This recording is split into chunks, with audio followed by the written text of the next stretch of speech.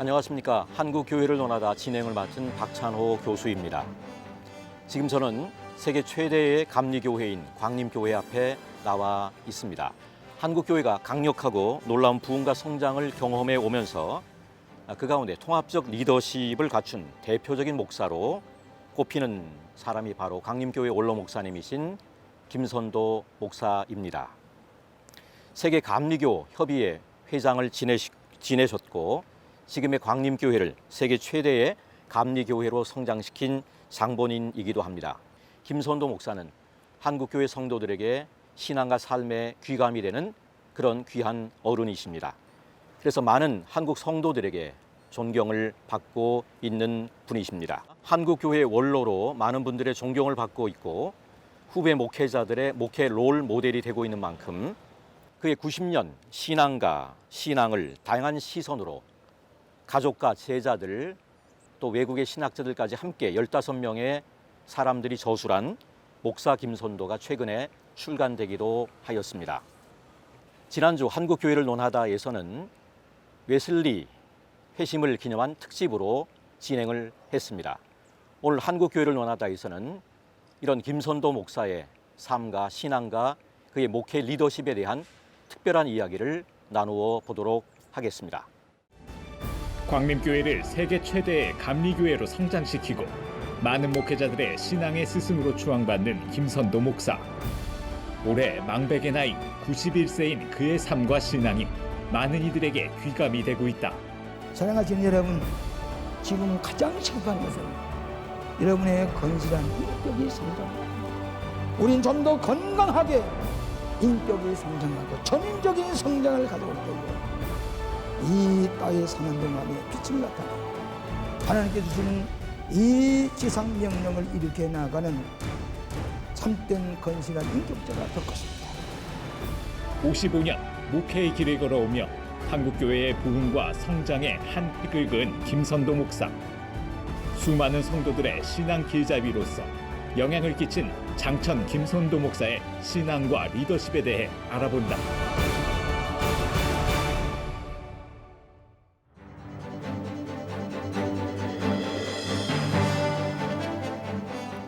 오늘 이야기를 나눠주실 분들을 소개하겠습니다. 종교교회 담임 목사이신 최이우 목사님 나오셨습니다. 경희대학교 명예교수이시고 광림교회 원로장로이신 서성훈 장로님 나오셨습니다. 예, 반갑습니다. 전 감리교신학대학 교수이신 서창원 교수님 나오셨습니다. 예, 반갑습니다. 끝으로 일산 광림교회 담임 목사이신 박동찬 목사님 나오셨습니다. 예, 반갑습니다. 급변하는 사회 속에서 훌륭한 리더가 된다는 것은 리더로서의 기본적인 자질은 물론이고 전문성과 투명성, 높은 도덕성까지 요구하는 시대입니다. 그만큼 이 시대에 인정받는 리더가 되기란 결코 쉬운 일이 아닐 것입니다. 지난주 존 웨슬리 회심 283주년 기념 특집 방송에 이어 오늘은 그 두 번째 시간으로 광림교회를 세계 속 대표적인 감리교회로 성장시키고 한국 목회자 가운데 큰 어른으로 불리며 목회자들의 롤 모델로 존경받는 김선도 목사님의 리더십과 목회 철학을 함께 생각해보는 시간을 가지려고 합니다. 김선도 목사님의 감리교 목사님으로서의 영성의 깊은 뿌리를 두고 존 웨슬리의 설교와 목회를 20세기의 지평에서 꽃피우고 열매 맺는 목회자라고 하는 그런 평가를 받고 있습니다. 자, 김선도 목사님께서 한국교회에서 어떠한 역할을 하셨는지 또 감리교회에서 어떠한 인물로 평가하고 있는지에 대해서 최이우 목사님께서 한번 이야기를 열어주시면 감사하겠습니다. 한국 감리교뿐만 아니라 한국 교계 그리고 세계 교회 속에 큰 흔적을 남기신 참 큰 어른이십니다. 제가 목사님을 이렇게 소개할 수 있다고 하는 것은 제 자신에게는 큰 영광이죠.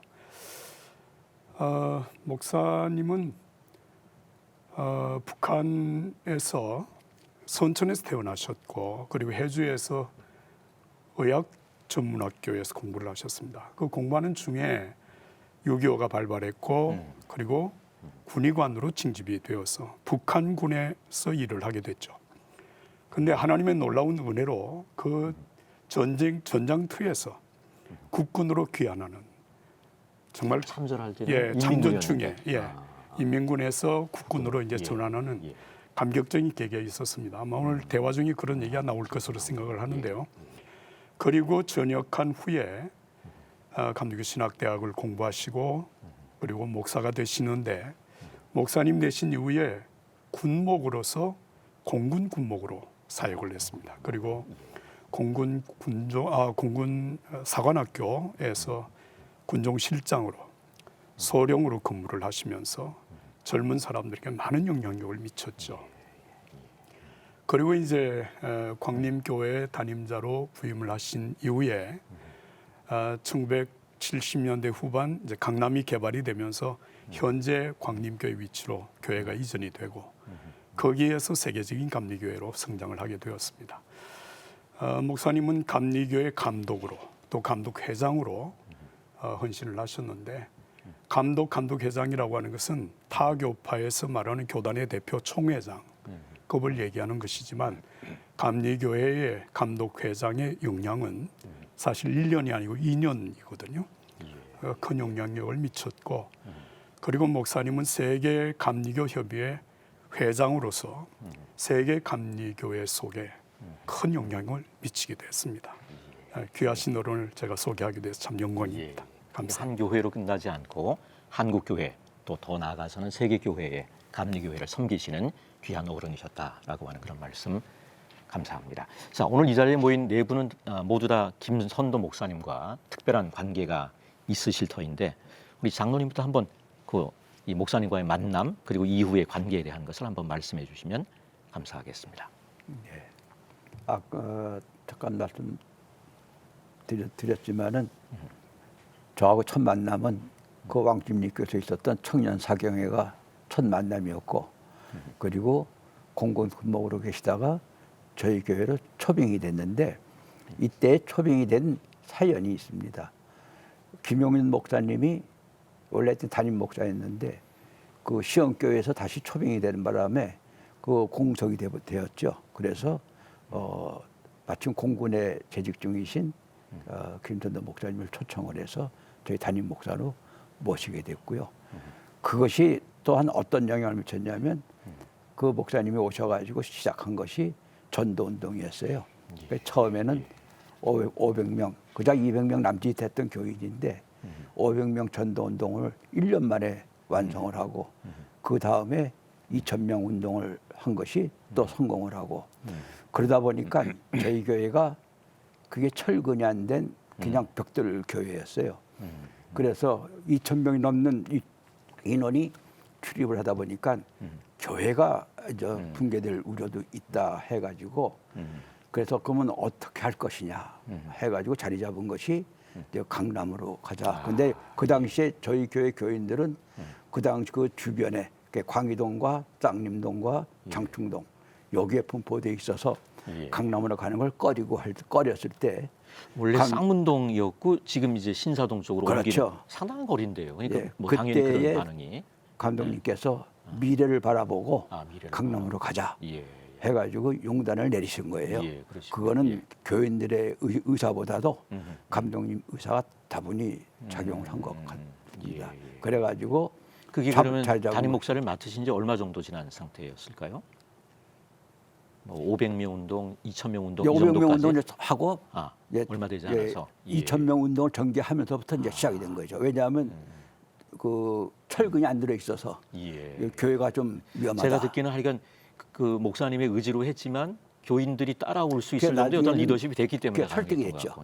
설득이 돼가지고 그것이 그 직원회에서 그 통과가 돼서 그 강남으로도 갔는데 땅도 감독님께서 직접 고르시고 그 배밭 지었거든요. 거기에 왔더니 마음이 거기가 포근해지더라는 거예요. 그래서 거기에 무릎 꿇고 기도한 바로 그 장소가 오늘의 강림교회 자리. 그러면 장로님께서는 청년 때 만나셔서 지금까지 그때 청년 때죠. 저는 한 50년 이상 저는 세월을 초창기부터 초창기 어머님이 청년 멤버이시기 때문에 그 광교회 그때부터 같이 다녔죠. 그러셨군요. 서창훈 교수님께서 또 한번 저는 감리교 신학대학에서 목회자가 될 준비를 하고 있었는데 좋은 실습교회를 찾는 중에 1972년 광림교회가 현재 있는 교회가 아니고 쌍림동에 있을 때에 감독님을 뵙게 됐습니다. 신학생으로서 우리 김선도 목사님 뵙고 또 신학대학을 졸업하고 또 목사님께서 교육전사로 또 초청해 주셔서 그분 밑에서 신학교육과 목회자 자질 훈련을 받고 또 그분의 영적인 지도 아래 좀 더 넓은 신학을 위해서 또 유학을 떠나게 됐습니다.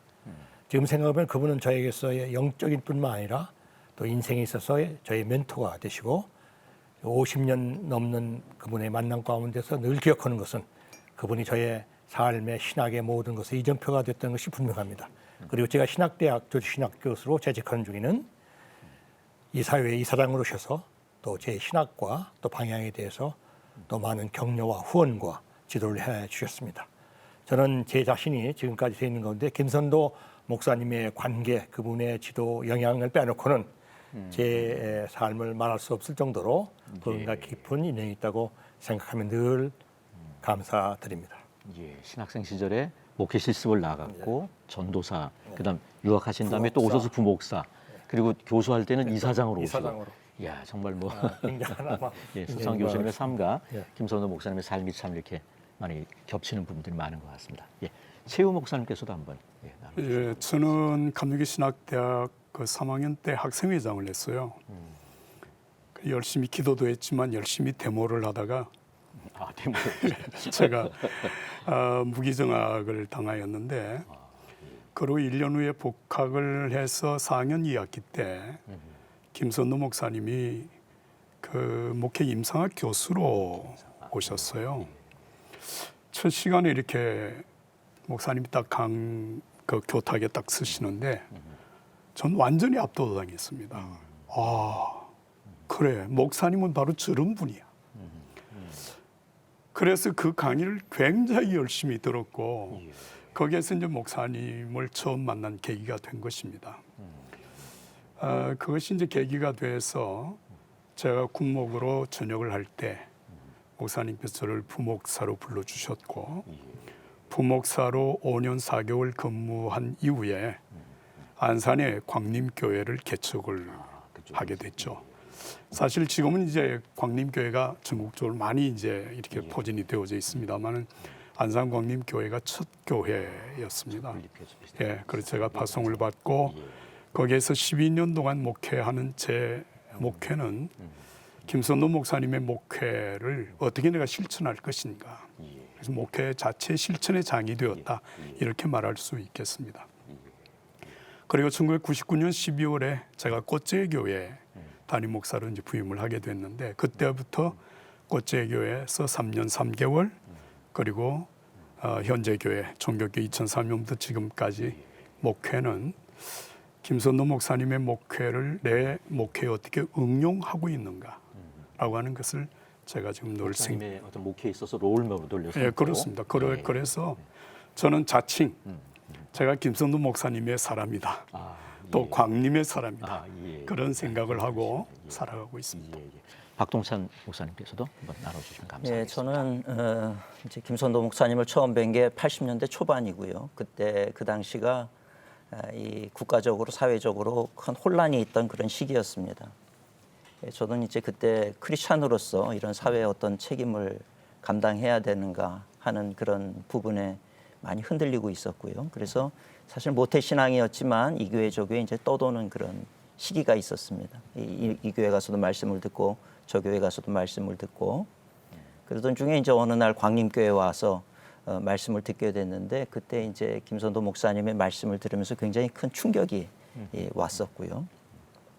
삶의 어떤 해답, 방향성을 분명하게 제시해 주는 것이 저에게는 굉장히 큰 80년대 초반이었습니다. 초반에. 그때는 저는 일반 대학을 다니고 있었는데 말씀을 들으면서 목회자라고 하는 존재가 이 오피니언 리더가 되고 어떤 사회의 분위기를 주도를 하고 사람들의 생각을 변화시키는 그런 너무나도 중요한 자리라는 것을 이제 알게 됐고요.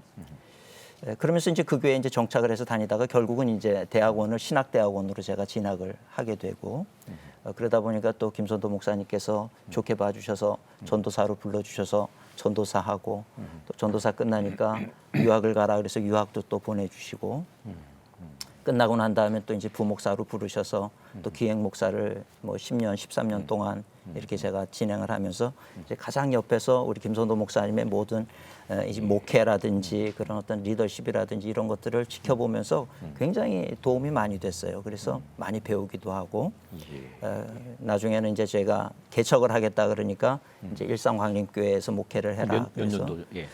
이제 그게 2006년도에 이제 목사님 일산광림교회. 그 안산광림교회랑 그 저는 연도 차이가 어느 안산광림교회 정도? 1999년 12월까지. 12월까지. 네, 저는 2006년에 이제 맡게 돼서 그래서 지금까지 오게 됐는데 뭐 예.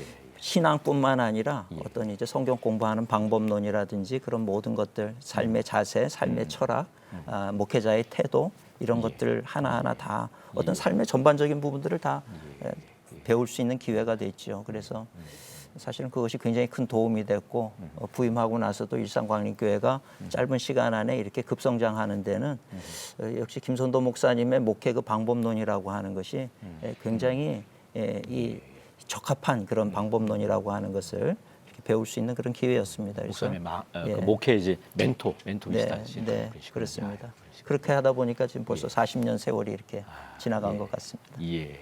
네 분의 어떤 그 김선도 목사님과의 어떤 관계에 대한 말씀들 귀하게 잘 들었습니다. 김선도 목사님이 그 광림교회 개척하신 게 아니고 5대 목사시네요. 네, 그렇습니다. 그 부분 뭐 아까도 좀 말씀하셨는데 그 청빙 받게 되는 과정이나 이런 거 요 부분 그리고 이제 쌍문동에서 이 신사동으로 옮기게 되는 그 과정에 대한 얘기를 좀 해주시면 그 감사하겠습니다. 당시에 그 광림교회가 예. 그러니까 4대 목사님이 계실 때 예. 교회가 굉장히 위기였던 것은 그 저희 교회가 세워진 것이 시유지였어요. 시유지. 예, 시유지 위에다가 이제 집을 지었거든요. 그래서 예. 그걸 대지 불화를 해야 되는데 그 헌금 마련이 어려웠어요. 그래가지고 그 교인들한테 그걸 많이 강조하고 해도 돈이 안 되니까 불화를 받으려면 돈을 내야 되는 네, 거 돈 그런 내야 거군요. 되죠. 아. 그러니까 이제 예.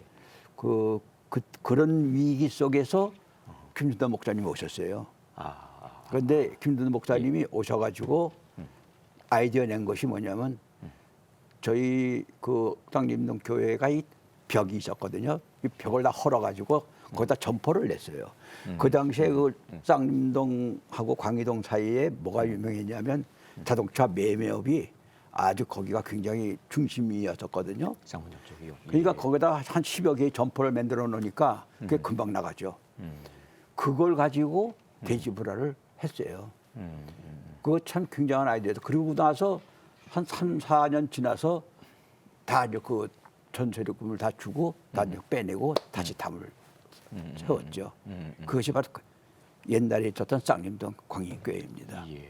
그러니까 나름 어려움이 있는 교회에 부임하셔서 그 문제를 다 해결을 하셨군요. 그거를 해결하셨어요. 예.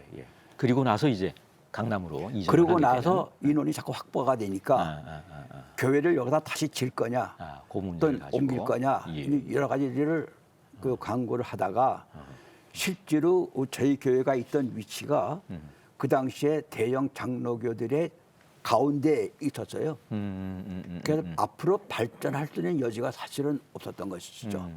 그러니까 감독님께서 아니다, 강남으로 가자. 그래가지고 용단을 내리신 거죠. 예. 그때 많이 그 당시에 장로님들이나 이런 분들은 반대를 했었는데 예. 그걸 잘 설득을 해서 예. 간 것이 큰 용단이었다라고 생각해요. 지금 생각해 보면 예. 과연 광림교회가 이렇게 클 수 있었나? 제가 생각해도 기적 같은 이야기였습니다. 그런데 이건 분명해요. 전도운동을 하는데 그 당시에 전도하라고 그러면 싫어했거든요, 사실은. 근데 뭐 전도운동에 처음에 대해서는 뭐. 500명 전도운동에서 성공을 했어요. 1년 만에. 그 다음에 1000명 운동, 2000명 운동이 성공하자 강남으로 갈 수 있는 용단이 생겨진 것다고 볼 수 있어요. 그것은 이미 우리 감독님께서 그만큼 교인들을 훈련시킨 거예요. 그 과정이. 때가 됐고 또 이제 그렇죠. 앞에서 인도하시니까 또 따라가는 네, 따라가는, 성도들이 네. 있어서 용단을 내려서 이제 강남으로 맞습니다. 옮기게 되는. 안 그랬으면 그 당시에 예. 장충동에 외무부 장관 공관이 예. 그때 공매에 나왔었거든요. 그걸 사가지고 거기다 짓자 하는 얘기가 그때 굉장히 강했었죠. 그게 도리어 또 현실적인 대안으로 예, 대안들이 됐지만. 그랬는데 그거를 그냥 예. 두고 예. 나간 거죠. 예. 이 광림교회는 1953년 10월에 35명의 교인들과 뭐 절에서 했다는 그런 얘기가 지금 있는데 동북고등학교가 동북고등학교. 그 안에 예. 고야사라고 하는 절이 고야사. 안에 있었어요. 그게 일본 직절이에요. 예. 근데 그 당시에는 일본이 이제 물러나 갔으니까 그 절이 그냥 비어 있었거든요. 예. 그걸 빌려 가지고 거기다가 이제 그 우리 교회가 이제 광림교회가 탄생을 거기서 시작했어요. 시작은. 예. 원래는 광림교회가 저희 원 본산입니다. 예. 근데 광림교회가 인원이 교회가 없었어요. 예. 없어가지고 이리저리 전전하다가 교인이 좀 많아지니까 이걸 반을 갈랐는데 어떻게 갈랐냐면 을제육가에서 장충도로 올라가는 큰 길을 가운데 두고 이쪽 동편과 서편으로 나눴어요. 그래서 이쪽 서편에 이게 서편이지. 서편 쪽에 있는 데다가 광리동하고 쌍림동이거든요. 거기에 첫 대가를 예, 예. 따가지고 그래서 광림교회를 만들었고 광림교회. 예. 광림교회는 지금 시구문이라고 하는 조금 지나서 언덕에 잘 아시는지 모르겠지만 조신일 목사님이라고 예, 그분이 그러시군요. 예. 이제 거기에 계속 예. 거기다가 이제 운영을 하셨었죠. 그래서 저희 교회는 그때 주축으로 모였던 교인들이 대개 이북서 넘어오신 분들이 주류를 형성을 했죠. 이북에서 오신 분들이 예, 많이 예. 계셨고. 이제 저 같은 경우는 이제 뭐 남쪽 사람이지만 그래서 53년도 개척할 때부터 장로님 가정은 저는 그 광림교회에서부터 예. 어머니가 광림교회에서부터 쭉 예, 다니셨거든요. 그러셨군요. 예. 그러니까 저희는 바로 이쪽 동쪽에 속한 서쪽에 속하는 예. 쪽에 있기 때문에 예. 집이 거기에 저희는 자연히 예, 광림교회를 예. 가게 된 거죠. 예. 그럼 53년도에 광림교회가 세워졌고 71년도에 이제 5대 목사님으로 김선도 목사님이 예, 맞습니다. 부임하신 거고. 예. 조금 그러면 시간 테이블 뒤로 돌려서 아까 그 최 목사님 말씀하셨던 그 뭐 좀 특이한 스토리인 것 같아요. 인민군으로 군의관으로 그렇죠. 참전을 하셨다가 이렇게 그 과정에 대한 얘기, 주님의 종으로 부름받은 그 예. 이야기. 그러니까 해주 의전에서 이제 공부를 하시다가 징집이 되셨고 뭐 의학을 공부했으니까 이제 군의관 장교로 북한군에 이제 편입이 돼서 그 이제 전장에 투입이 됐죠. 그러니까 이 부대가 이제 온 것이 어디를 왔는가 하면 평양을 수호하는 보호하는 그런 부대로서의 사명을 감당하는 중에 국군이 평양으로 이제 진주를 하게 되고 인천 상륙 작전 메가드 작전 이후에 이제 국군이 평양으로 진주에 들어오니까 그 부대 그러니까 김선우 목사님이 소속된 부대가 패배를 해서 퇴각을 하게 된 거예요. 이분들이. 예. 퇴각을 하는 그 과정 중에서 평소에 목사님이 하여튼 남한으로 월남을 하겠다는 늘 생각을 갖고 있었고 남쪽으로 가서 내가 자유롭게 신앙생활하고 좋은 의사가 돼야 되겠다 이런 생각을 하고 있었던 목사님이 퇴각하는 그 상황에서 이제 이탈을 하게 됩니다. 근데 이탈하는 그 순간에 그 목사님을 돕던 그러니까 군의관을 돕던 전령이 한 사람 같이 동행을 했던 것입니다.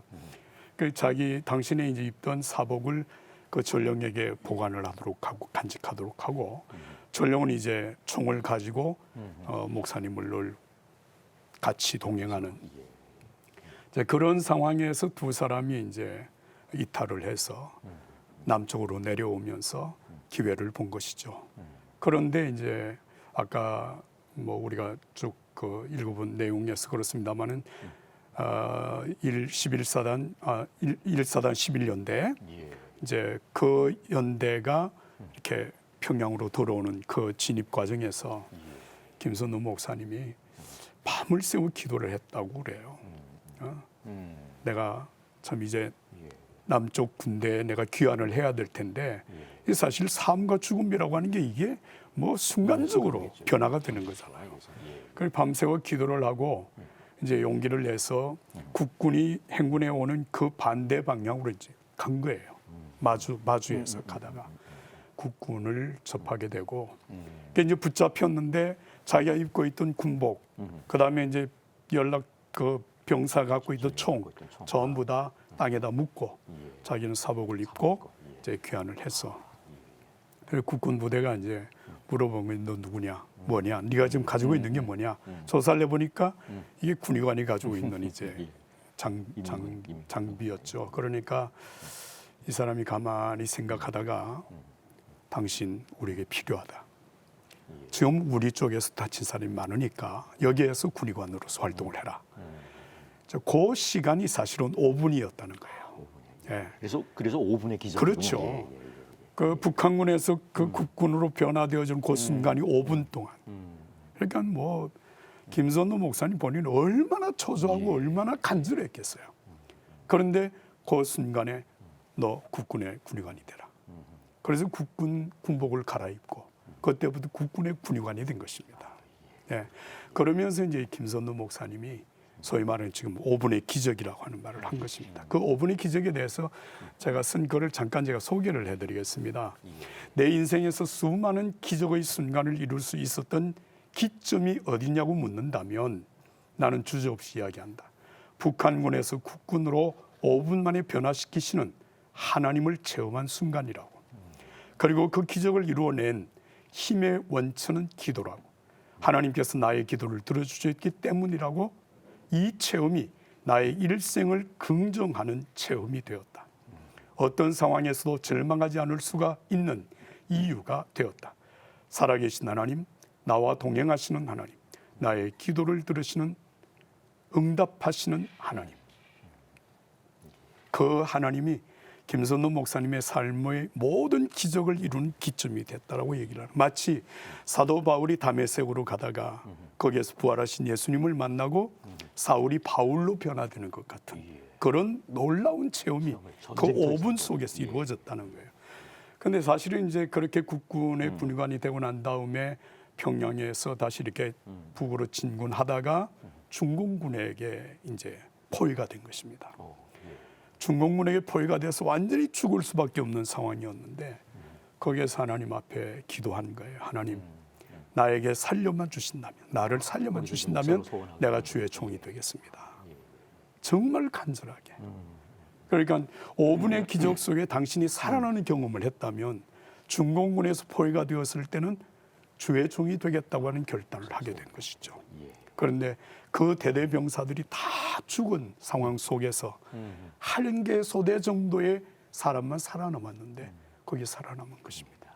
그래서 그 이후에 이제 전역을 하시고 신학을 공부하고 목회자가 된 것이죠. 제가 말씀 들으면서는 저도 일사단 11년대 소대장 출신인데 그게 연결고리가 되는 것 같습니다. 예, 그래서 이제 김선도 목사님은 1951년 1월 4일, 그때가 이제 중공군에서부터 살아나는 그런 경험인데 그날 나는 거듭났습니다.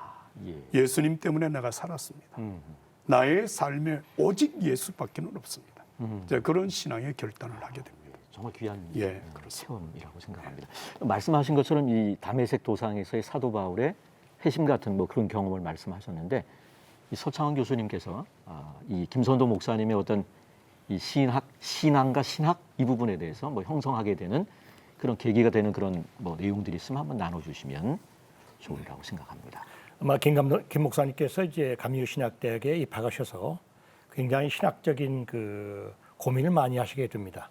전통적인 장로교에 가지고 있는 구원의 문제서의 예정론과 또 웨슬리의 전통에 따른 자유의지의 문제. 원래 신앙생활을 장로교 쪽에서 장로교 출신, 3대 장로교 전통적인 3대 장로교. 그 선천 출신으로서 그 구원론에 있어서의 그 하나님의 주권을 강조하는 그 예정론과 또 감리교가 얘기하는 그 영국의 영향을 본 경험주의 신학에서 나오고 있는 인간의 자유의지 때문에 굉장한 신학적인 갈등을 느끼십니다. 그때 그분이 굉장히 중요한 신학 구조 형성에 있어서의 신학적인 회심을 저는 했다고 생각하는데 구원론에 있어 하나님의 은총의 주권성을 받아들이면서도 인간이 전적으로 타락했지만 그럼에도 불구하고 그 선행적 은총이라고는 웨슬레인이 가지고 있는 인간 모두에게 하나님을 알기 전에 보편적으로 포괄적으로 주어진 하나님의 은총의 선물이라고는 은총의 적극적인 낙관주의적인 그래서 인간은 하나님의 절대 주권에 책임적으로 응답할 수 있는 인간의 자유의지에 대한 깨달음 이 두 개를 분리하지 않고 우리 시각에는 통전하고 통합하고 또 전문적인 변증법적으로 활성화시켜서 제3의 창의적인 대안을 만든 것이 김선도 목사님의 신학적인 구조에서 굉장히 중요하게 작용합니다. 저는 이것을 신학적인 회심에서 중요한 것이라고 생각하게 됩니다. 두 번째 또 신학적인 구조에서 굉장히 중요한 것은 현대 21세기까지 영향을 주고 있는 몰트만의 신학과 우리 감독님은 동시대에 전쟁의 2차 세계전쟁 그리고 한국 전쟁의 체험 가운데서 삶의 실존적인 변혁이라고는 동질성이 있는데 거기서 발견한 것이 뭐냐면 하느님 체험입니다. 지금 목사님이 얘기했지만 저는 그건 신학적인 하나님 체험인데 하나님 체험의 안에는 십자가가 들어있습니다. 예수 그리스도의 순환, 십자가에 못한 순환과 그리고 다시 한번 그런 것을 넘어서고 3일 만에 부활하신 그러니까 이건 굉장한 하나의 변증법 사건이죠. 죽음과 삶을 함께 하나님 체험 가운데서 드라마틱하게 내면화시키는 실존적인 체험이 바로 김 감독님에 있어서의 메시지와 삶에 있어서의 인간의 긍정성 또 그 몰트만 얘기했던 희망을 거스르는 희망 그것이 굉장히 중요했군.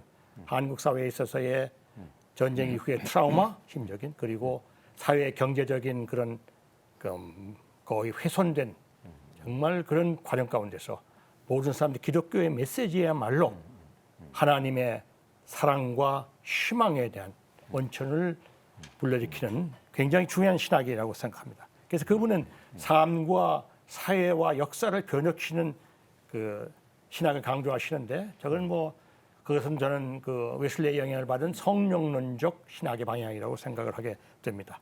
그러니까 그 당시 영국 사회에서 소외받고 변두리 싸움이고 어려웠던 사람들, 영국 국교회가 돌보지 못한 사람들을 끌어안는 그런 웨슬리의 선교의 구체적 실용주의적이고 그리고 역사적인 그리고 사회 참여적인 그런 신학이 김선도 감독님에게 영향을 줬다고 생각합니다. 첫째는 하나의 그 은총에 있어서의 예정론과 자유의지론의 변증법 종합 그리고 하나님 체험에서 얻은 극적인 인간 삶의 은총의 낙관주의적인 적극성 그리고 인간의 인격적인 책임성을 강조하는 이 신학적인 구조야말로 굉장히 중요한 김선도 감독님의 신학적인 아주 구조라고 보시는 거. 또 더군다나 한국의 많은 설교자들과 목회자들이 신학에 대한 자기 이해가 없이 그 설교하신 분이 많은데 김 감독은 그런 면에서는 확실한 신학적인 하석학적인 백그라운드와 삶의 체험과 연결되는 아주 그 탁월한 신학자이시면서 저는 목회자라고 그렇게 감히 그분을 일컫고 싶습니다. 예. 그럼 김선도 목사님의 어떤 이런 신학이 가지는 어떤 그 나름의 의미 같은 게 있을 텐데요. 예, 그거는 그걸 좀 더 부연해서 그건 한국 사회의 개신교 사회 가운데서 뭐 장로교의 그 주도권이라든지 영향력을 우리가 인정하면서도 또 그 다양성을 위해서 그 웨슬리안 전통이 가지고 있는 경험주의적인 이런 실용주의든 그리고 위로부터 내려오는 신학뿐만 아니라 아래부터 내려가는 그런 균합법적인 방법 신학 교회를 세운 데 있어서 김 감독이 한국 교회에 끼친 이 충격이라는 것은 저는 굉장히 크다고 생각합니다. 그것은 한국 개신교의 신학에 있어서의 창조적인 텐션이 있어야 되는데 그것을 위해서도 한국 장로교회뿐만 아니라 한국 감리교회가 살아남은 말미암아 이 두 개의 신학적인 그런 다이나믹스가 한국교회를 역동적으로 일으키는데 김 감독님은 거기에 대한 하나의 선구자적인 신학의 샘플이라고 생각하고 그 충격이 오늘 저는 오히려 이 코로나 이후의 신학에서는 우리 김 감독님의 그 영적인 포착력, 신학적인 그런 전망이 새롭게 그 한국 교회와 신학을 위한 해석학적인 방향 제시가 아닌가 그렇게 말씀드리고 싶습니다. 예, 전쟁은 아니지만 나름 그 전쟁과 방불을 하는 어려운 이 코로나 새로운 시대 위기 가운데서 위기를 그 돌파할 수 있는 그 해석학적인 단서가 있다. 신학적인 광석이다. 저는 그렇게 말씀드리고 싶습니다. 지금 전쟁의 체험에 대한 얘기 몰트만하고 이제 김 감독님에 몰트만도 그 대한 얘기 한국 나왔었고 그 관계 와가지고 명예목회 그것도 하셨군요. 설교를 2번 하고 원래는 몰트만이 원래 그 딴 분들 많이 좋아하고 순복음교회 갔었는데 오히려 광인교회 나타온 김선도야말로 나의 신학적인 친구다. 그리고 아주 굉장히 격찬했는데 그것은 신학적인 구조의 형평성, 동행성 때문에 그렇습니다. 그러니까 김 감독님이 얘기하는 적극적인 사고라는 그런 하나 심리학적인 그 에너지가 아니라 저는 복음의 핵심에서 말하는 그러니까 순환과 부활이 주고 있는 하나님 체험에서 이런 구조로 생각을 하게 됩니다. 김선도 감독님께서는 평소에 칼 매닝거의 태도가 사실보다 더 중요하다라고 하는 이 말씀을 굉장히 좋아했다라고 말씀하십니다.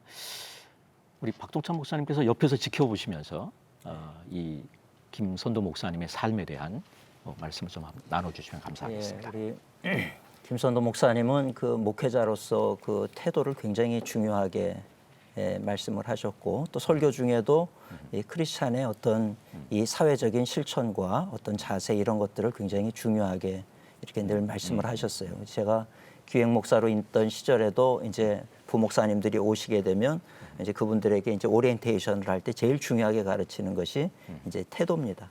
목회자로서 지켜야 될 품이라든지 신방을 갔을 때 어떤 자세를 갖춰야 된다. 뭐 이런 걸음걸이부터 해서 이 모든 거에 대해서 이제 근본적으로 목회자의 어떤 품위와 그 자존감을 지키는 그런 부분에 대해서 이렇게 늘 오리엔테이션을 하고 그것을 이제 지키면서 그렇게 이제 세월이 지나다 보면 되게 몸에 배어지고요. 그래서 광림교회에서 부목사 시절을 지나게 되면 목회자로서의 어떤 그 외적이고 내적인 그런 성품과 모든 것들이 만들어지고 다듬어지는 그런 시간들이 된다. 저는 이렇게 보고 어떤 면에서 있고요. 그 신학교에서 가르쳐 줄 수 없는 예, 그런 그렇습니다. 상교육이 되겠네요. 네, 그래서 그렇게 하시면서도 이제 중요한 것은 김선호 목사님 당신 스스로가 먼저 이제 본이 되시니까요.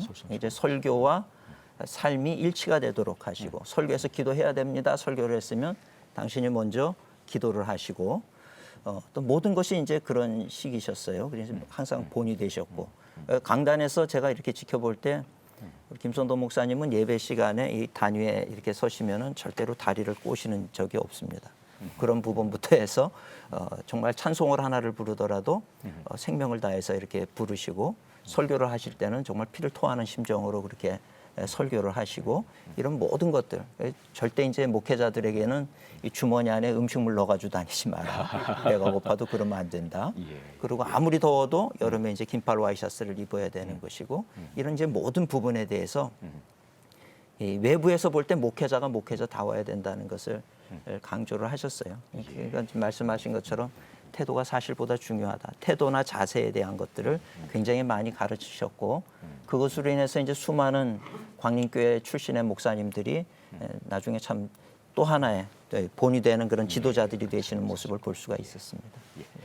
이 김선도 목사님의 어떤 목회 리더십에 대한 얘기를 좀 하면 좋을 것 같은데요. 장로님께서 먼저 목회자의 덕목이랄까 이런 부분들을 관련해서 김선도 목사님의 목회 리더십에 대한 얘기를 한번 나눠주시면 좋겠습니다. 가장 중요한 것은 항상 먼저 실천하시고 먼저 앞서가신다고 하는 것이에요.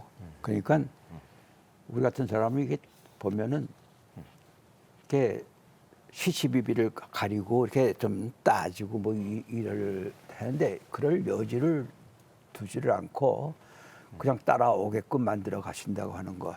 그런 그 리더십이 강해요. 그래서 저희 평신도 같은 경우에도 어떤 때는 전 교회가 좀 너무 심하지 않나 이런 생각을 가지면서도 따라갈 수밖에 없는 그런 상황으로 이끌어 가시는 그것이 바로 리더십 아니었나 이렇게 생각이 돼요. 왜냐하면은 먼저 당신이 먼저 앞서 가시고 먼저 해 가시니까 따라가는 사람이 그걸 안 할 수가 없는 거죠. 저분이 저렇게 하시는데 나는 뭐냐 하는 이런 감정이 드니까 자연히 평신도들이 같이 따라갈 수밖에 없는. 이것이 아마 그분의 가장 중요한 리더십이 아니었었나. 입으로만 하는 그런 리더십이 아니라 당신의 행함으로써 그걸 한다는 것. 가장 간단한 예로도 우리가 이렇게 이제 걷기 대회 같은 거 할 때 보면 맨 앞장서서 걷는 분이 감독님이세요. 이런 것도 그렇고 모든 거 우리가 교회가 이게 처음에 압구정동에서 이제 건축하고 그럴 때 참 재정적으로 어려웠을 때에도 우리 교회에서 가장 많이 헌금하신 분이 누구냐면 감독님이셨어요. 왜 감독님 어디서 났냐? 밖에 나가서 강의하는 거 다 몽땅 갖다가 교회 가서 내시고 그랬거든요. 이러한 자세가 평신도들이 안 따라갈 수가 없는 이런 상황을이죠. 바로 그런 것이 실천하는 그런 리더십이 우리에게 있었기 때문에 따라. 이 시간 우리 그 김선도 목사님에 대한 그 인터뷰가 좀 있는 것 같은데 한번 보도록 하겠습니다. 그런 거 제가 이제 목회원권 담당하고 있을 때 미자립교회 목사님들을 한 100여 명 초청해가지고 광림 수도원에서 세미나를 한 적이 있어요. 감독님이 2시간 전에 오시는 거예요. 오셔서 강의장을 돌아보시는 거예요.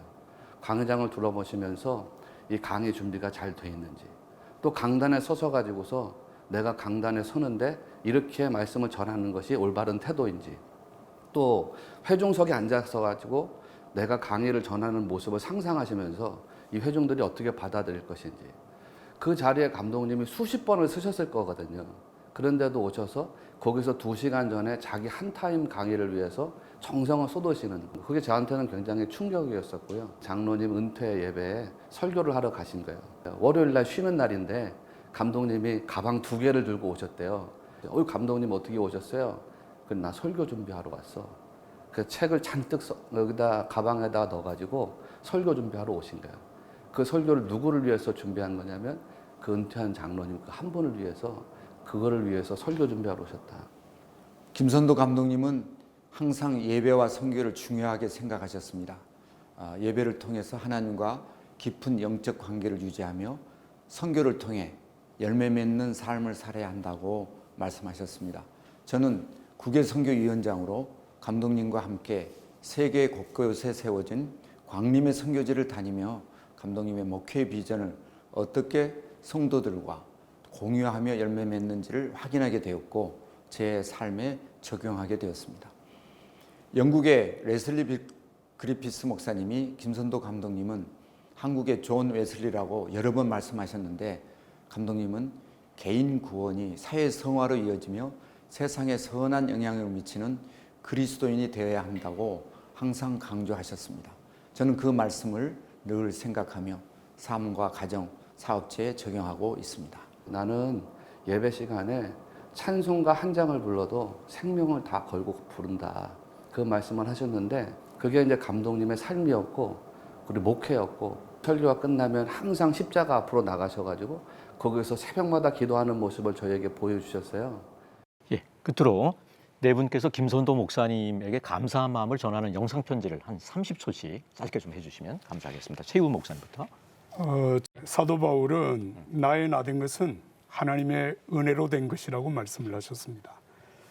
저는 그 말씀에 전적으로 동감하면서 제가 목회자로 산 일평생 동안에 김선도 목사님이 없는 목회자 최이유는 생각할 수 없다. 그렇게 생각하면서 저를 오늘의 목회자로 살 수 있도록 가르쳐 주시고 도와주신 김선도 목사님 정말 감사합니다. 감사합니다. 제 삶의 멘토가 되시는 우리 김선도 목사님, 오랜 세월 같이 교회에서 이렇게 만나 뵙고 하지만 어떻게 보면 제 생각과 사고에 미치는 그 영향력은 꽤 컸다라고 생각합니다. 앞으로도 더 건강하시고 오래오래 사시기를 기원합니다. 서장 교수님. 예. 김선도 감독님이 남겨놓으신 신학적인 유산, 영적인 통찰력, 그리고 강제하자면서 자발적인 설득력을 끌어내는 위대한 리더십이 위기에 처한 한국 교회의 새로운 충격과 창조의 소스가 되어서 새로운 한국 교회의 성숙과 또 성장의 큰 물결을 일으키길 바라고, 감독님을 평생 모시고 스승으로 배우고 지금까지 제가 살아온 것에 대해서 늘 감사드리고. 박종찬 목사님. 예, 감독님 감사합니다. 너무나도 많은 과분한 사랑을 받았고 또 가르침을 이렇게 받았습니다. 이렇게 목회를 할 수 있는 그런 좋은 여건도 마련해 주시고, 그래서 제가 이렇게 잘 목회를 해나갈 수 있게 된 것 같아서 너무 감사드리고요. 정말 저의 멘토가 되어주시고 영적인 스승이 되어주셔서 또 감사드립니다. 매일 기도하고 있습니다. 감독님 조금 더 건강하셔서 더 우리와 오래도록 함께 해주시면 참 너무 좋을 것 같습니다. 기도하겠습니다. 그리고 다시금 감사 인사드립니다. 감사합니다. 오늘 한국교회를 논하다에서는 지난주 존 웨슬리 회심 283주년 특집 방송에 이어서 그 두 번째 시간으로 한국교회의 원로이자 광림교회를 세계적으로 영향력이 있는 교회로 키워낸 김선도 목사의 삶과 신앙, 그리고 목회 리더십에 대한 다양한 이야기들을 나눠보는 시간을 가졌습니다. 미국 감리교회의 목사이신 아담 해밀턴은 김선도 목사가 마치 망망대해에서 항해사에게 방향을 비춰주는 등대와 같은 지도자라고 말했습니다. 김선도 목사님은 자기 시대에 하나님께 귀하게 쓰임받은 한국교회 영적 지도자였습니다. 오늘 우리 시대도 제2의 김선도, 제3의 김선도와 같은 준비된 영적 지도자들을 하나님께서 더 많이 세워주시기를 바라며 한국교회를 논하다 오늘 순서 여기서 마칩니다. 시청해 주신 여러분 고맙습니다.